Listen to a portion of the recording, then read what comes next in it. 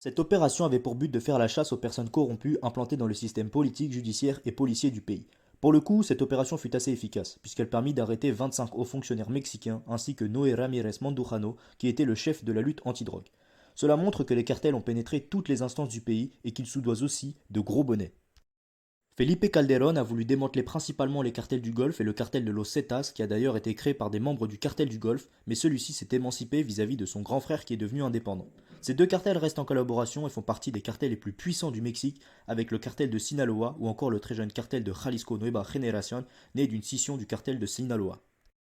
Ces cartels sont présents partout dans le pays et travaillent en collaboration avec des cartels et mafias du monde entier.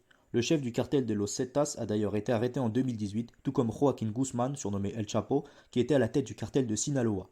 Mais cela ne signifie pas pour autant le démantèlement des cartels. Felipe Calderón n'a pas réussi à démanteler ces cartels au cours de son mandat présidentiel. Depuis 2006, on compte plus de 200 000 morts liés au cartel de drogue et en 2017, il y eut près de 25 339 000 morts liés au trafic de drogue, soit le bilan le plus élevé du Mexique. Le Mexique a pris conscience de sa corruption dans le milieu policier avec l'arrestation du chef de la lutte anti-drogue. Felipe Calderón a lui-même affirmé la moitié des policiers mexicains ne sont pas recommandables, ce qui montre la défaillance de l'État. En plus de la police, c'est la justice très importante dans un État démocratique qui est défaillante au Mexique.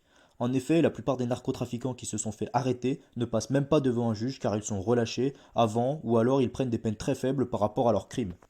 À partir de 2012, c'est Enrique Peña Nieto qui devient président de la République mexicaine. Sous son mandat, de nombreux scandales éclatent et il devient très impopulaire avec l'un des pires bilans économiques du pays. Sous sa présidence, il continue la guerre contre les narcotrafiquants et la criminalité augmente encore plus que sous le mandat de Felipe Calderón. Enrique Peña Nieto et son prédécesseur Don Felipe Calderón seront même accusés dans le procès d'El Chapo de travailler pour la solde du cartel de Sinaloa, relativement épargné par les différentes opérations de nettoyage.